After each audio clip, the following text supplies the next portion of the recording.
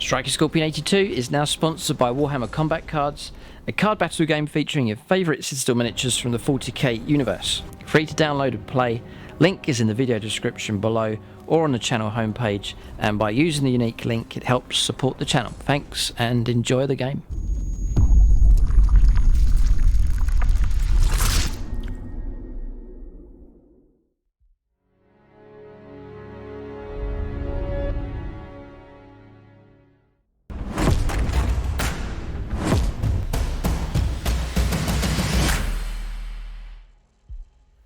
Right, welcome to this Codex review. We're checking out all the different legions that are available in the Chaos Space Marines Codex, just giving a sort of short review and a bit of special treatment for each of those, just to give you an idea of how each of the legions operate. They are different to each other, so I thought a separate video for each of them would be useful.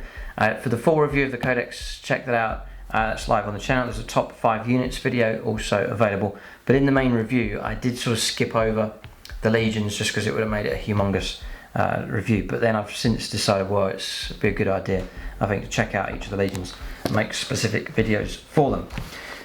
So it's the Emperor's Children here, as in this episode. We'll run through all the rules for them. There's warlord traits, relics, stratagems and so on. Do check out the OUTPOST, link for them in the video description below.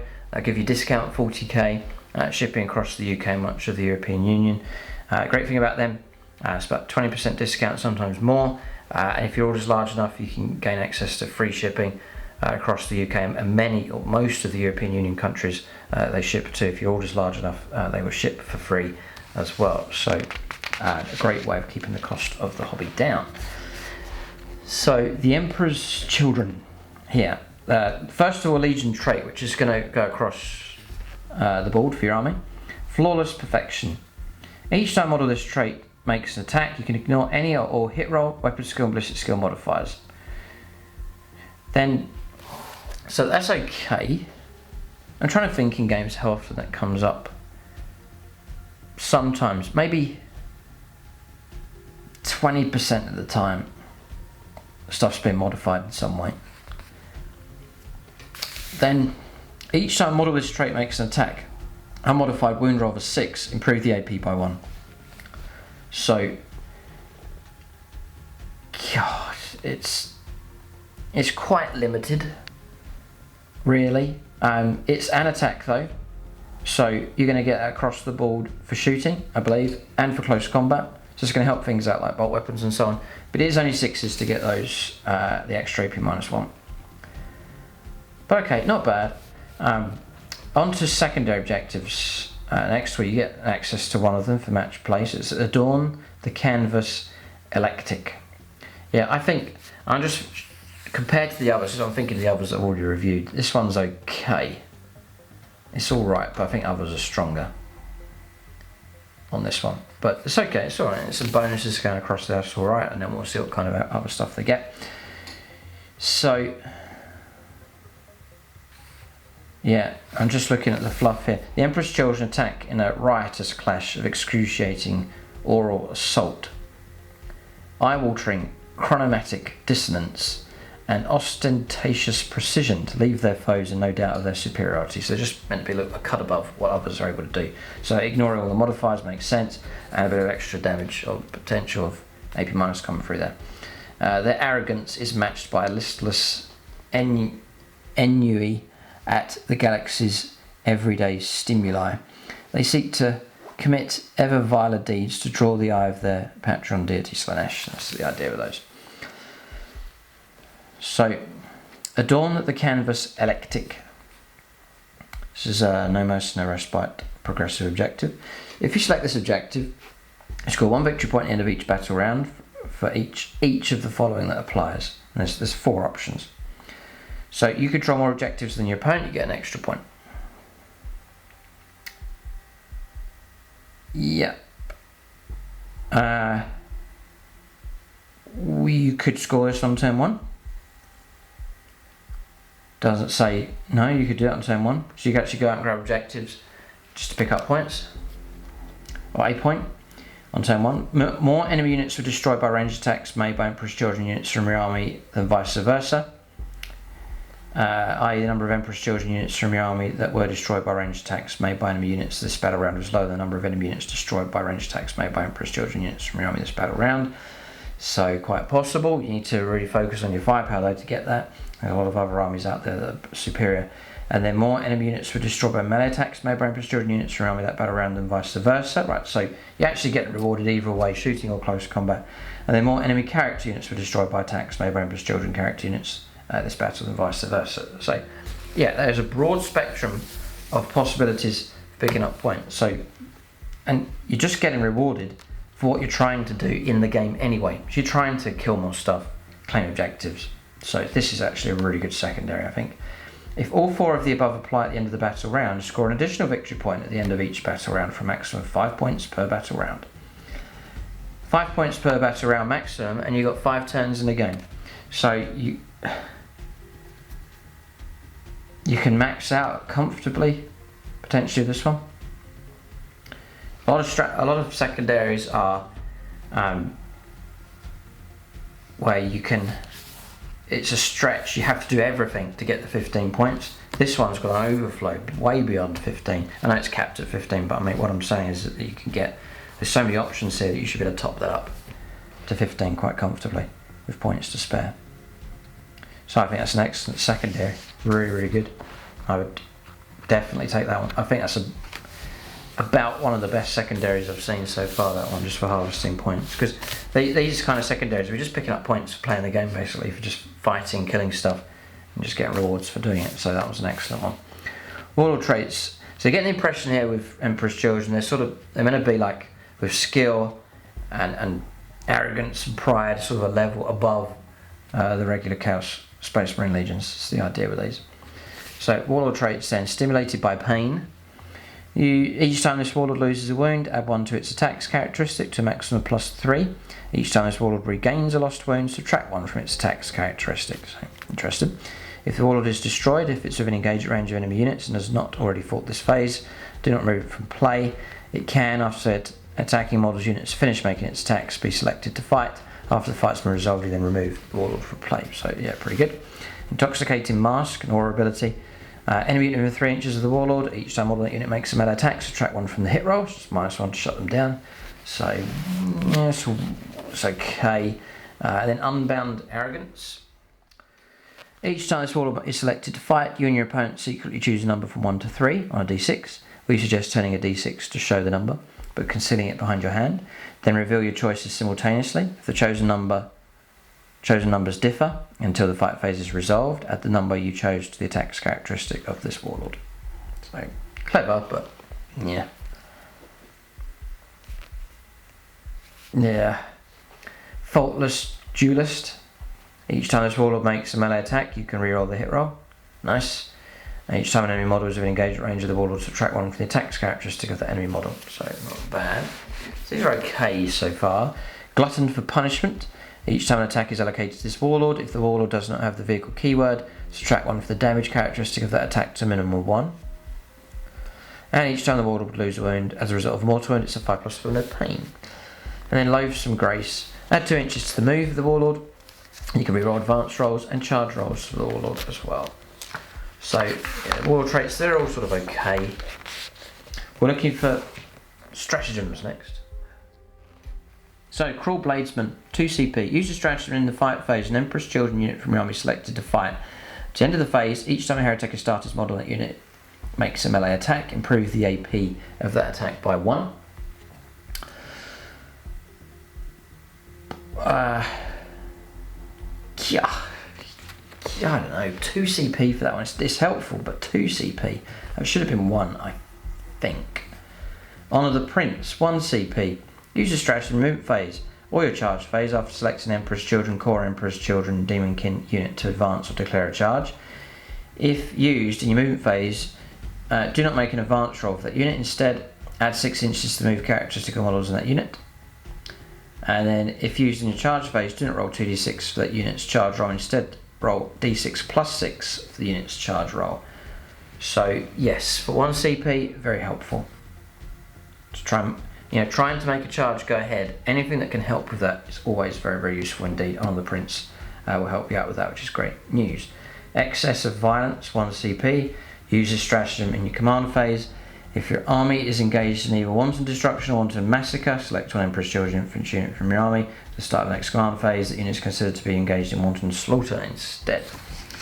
And then Incessant Disdain, 1 CP. Use your stratagem, Heroic Intervention, to step your opponent's charge phase. Select one Emperor's Children Corps, Demonkin, or character unit from your army. At the end of the phase, if the unit is not a character unit, it's eligible to perform heroic interventions if it were a character. If it is a character, it gets a 6-inch move horizontally and 5 inches vertically to heroically intervene. So yeah, useful. Quite rare that it's needed, but it's there if required. Death Ecstasy, 2 CP. Uses stratagem in the fight phase. An Emperor's Children infantry unit from your army selected as the target of a melee attack. So we'll see what we get here for 2 CP. Until the end of the phase, each time model in that unit is destroyed by melee attack. If that model is not fought this phase, do not remove it from play. It can fight after the attacking model's unit has finished making attacks, and then it's removed from play. So you get to fight before removed with a unit. So yeah, if you've got a really decent unit of possessed or terminators or something like that, it has to be infantry, and you've got a chance to fight before removed from play. So yeah, tactically, very useful. Worth the 2 CP. On a decent unit for sure, so fine. Soporific Gaze, 2 CP. Uses stratagem in the start of the fight phase. Select an Emperor's Children character model from your army, then select one enemy unit with 3. That enemy unit is not eligible to fight, and you just shut them down basically and have to fight last. So combat elixirs next, 2 CP for this one. Use the stratagem in an Emperor's Children Corps or character unit from your army selected to fight. To the end of the phase, add 1 to the strength characteristic of models in that unit and improve the improve the weapon skill characteristic of models in that unit by 1.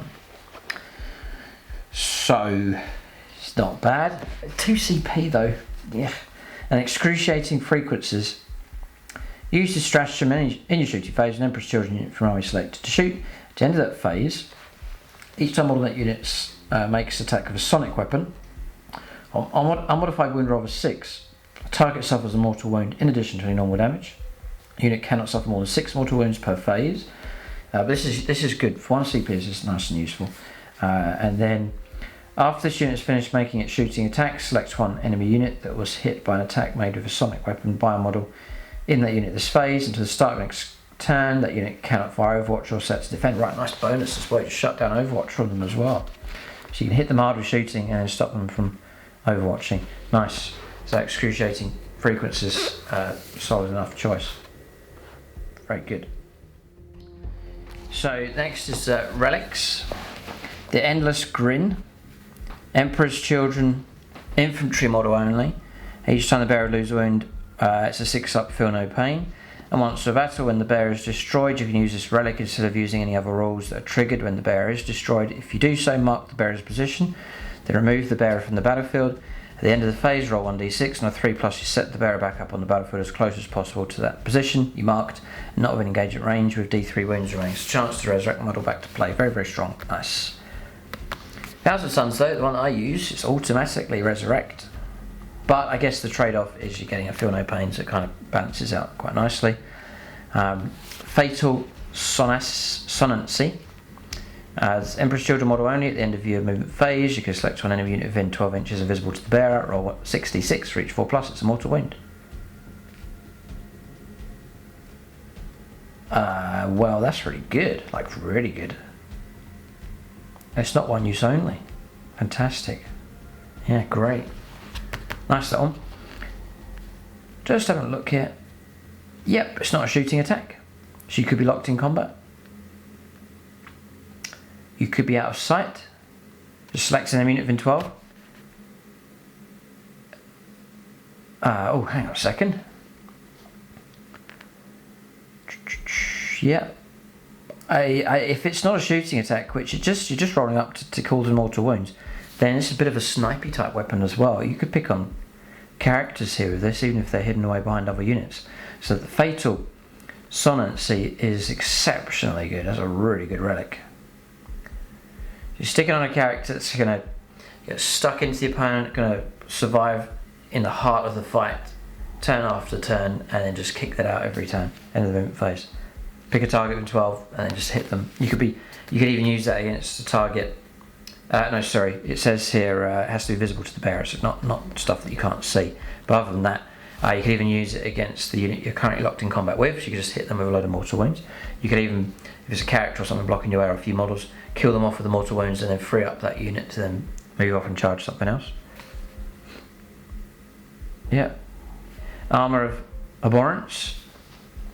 The bearer has the following ability, so just an Emperor's Children model.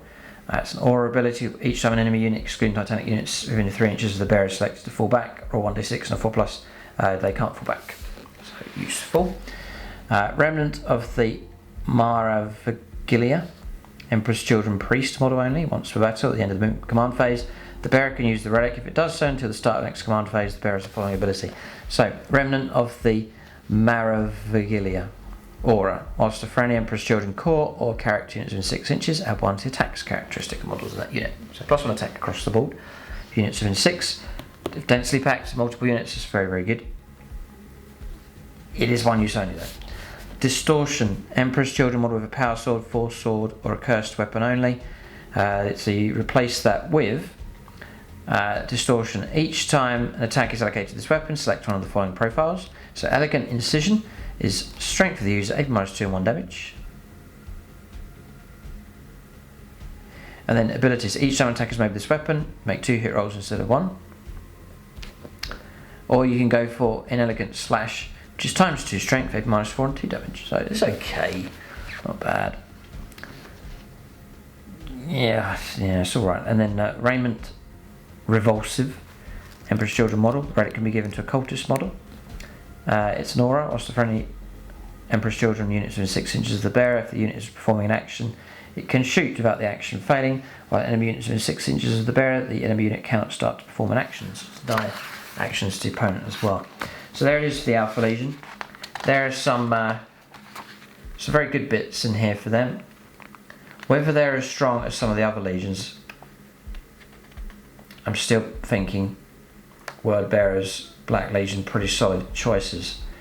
But their theme is sort of an arrogance and a level above the others, just with their skill across the battlefield, and it's kind of reflected across here. Exception, I really like this secondary for them, Adorn the Canvas Electic. A very, very good one indeed. So I think Emperor's Children players are going to be happy enough. There's enough stuff to use here to really enhance the Legion. Yeah, it's fantastic.